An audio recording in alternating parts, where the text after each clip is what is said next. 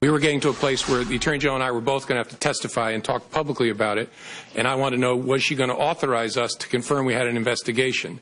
And she said, yes, but don't call it that. Call it a matter. And I said, why would I do that? And she said, just call it a matter. It gave the impression that the Attorney General was looking to align the way we talked about our work with the way a political campaign was describing the same activity, which was inaccurate. All right. Did you hear that? It was in the live coverage yesterday, but I defy you to find much coverage of it, not only in the media last night, but, of course, in the follow-up print media today. That's the former FBI director saying to Loretta Lynch, the former attorney general, that whole little dust-up over the email thing, that was a matter. It wasn't an investigation. Washington Free Beacon contributing editor Daniel Halper noticed it glaringly. What did you think of that? I thought it was a pretty astonishing revelation. It really indicted the Obama administration for their handling of this whole thing. And it's really odd, if you step back and think about it. The Obama administration really got sort of scot-free as far as criticism goes in regards to this investigation. And really, there's a lot of blame to go around. In fact, Hillary Clinton was a cabinet official when she was using the email. So the whole thing sort of, because she was a candidate, the criticism landed on her squarely, but really it should have landed on the president himself for allowing a cabinet member to do and to conduct such conduct, and as well as for Loretta Lynch, to do such things. I think it's pretty astonishing and really revelatory. You know, what's also revelatory is the pattern of it here. Now, obviously, if you're the FBI director, you answer to your immediate boss as the attorney general. You don't do his or her bidding, in this case, her bidding.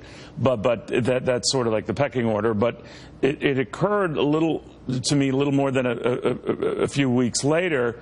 Comey was apparently getting the first wisps of Russian potential involvement in the election. It might have been limited, but enough that it would warrant them doing something, stating something, putting out a statement, or he putting out something in a newspaper column.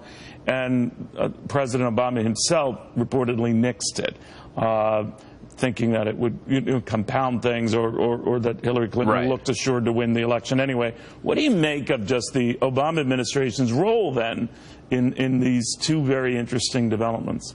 Well, it's funny, because to that point, it would seem if you're Hillary Clinton's campaign now, or the campaign in whatever it is, in whatever form it's now currently in, dissolved someplace across the country, it seems like you could blame President Obama for not handling the Russia thing correctly to begin with, not putting attention on it, not condemning it initially and just sort of letting it simmer. But also with the Loretta Lynch, because she met with Bill Clinton on the tarmac, you know, they like to blame Bill Clinton, or they like to blame Comey for the loss, but really, you could easily blame Bill Clinton for the loss if you're going to go down that road, because Bill Clinton put himself in that position with Lynch, which then resulted in Comey saying, well, I can't then turn my... on the tarmac, right? Exactly. I can't then turn my results over to Lynch to adjudicate fairly. I have to go to the public myself. Now, we can criticize that decision, but that's what happened, and that's what influenced him, according to his testimony yesterday.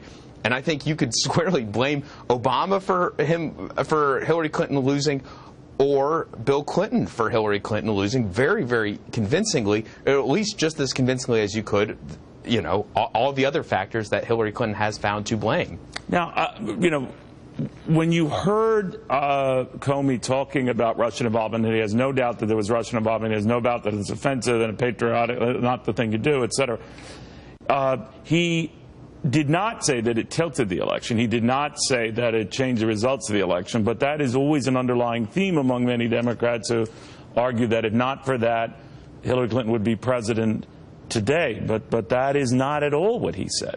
Right. In fact, many Democrats go even further, suggesting collusion. I don't know what the theory exactly is, but suggesting maybe Trump even worked with the Russians to leak this information. That's what collusion would be. So, yeah, we don't have any on-the-record testimony from any high-ranking officials backing up those points at all. If anything, yesterday's testimony weakened that case, though, of course, it wasn't good for Donald Trump by any means in many other regards. You know, and I know you were following many aspects of the campaign, but the one thing that struck me as I was listening to Comey and his views of the president, thinks that he's a liar, had to write copious notes to keep track of conversations because he didn't trust the president.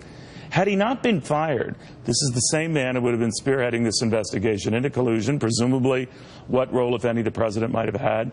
and he hated the guy, didn't trust the guy, didn't like the guy, shared that with other FBI agents and investigators. And I'm thinking that would not have been a very fair and balanced investigation. That kind of interested me. Had he not been fired and the FBI were continuing this ongoing investigation, to what end?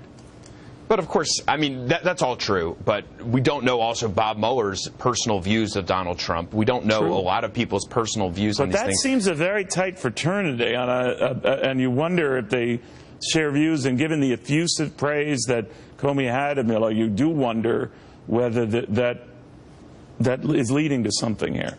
Yeah, look, there's a convincing case to make for Comey to have been fired.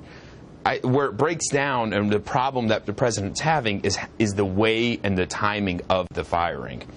If he had come in and done it, and just fired him, the day after inauguration, I don't think anybody would have cared that much. Although people would have still complained more than they're admitting now. Or if President Trump had waited for this internal Inspector General report that's being worked on in the Justice Department to come back, which a lot of people think will be negative toward Comey, he would have had an opening then. That's how President Bill Clinton fired his FBI director after an Inspector General report came back that was negative on the FBI director at the time. So it was the timing that really messes him up. Even a deeper pickle with the guy who succeeded him, who was far, far worse. Right, and even had to go in to get his personal DNA sample. I don't think we're there yet. I don't think we will get there. Not there yet. Daniel, great stuff as always, my friend. Have a safe weekend, Daniel Halper. Thank you. All right, in the meantime, we've got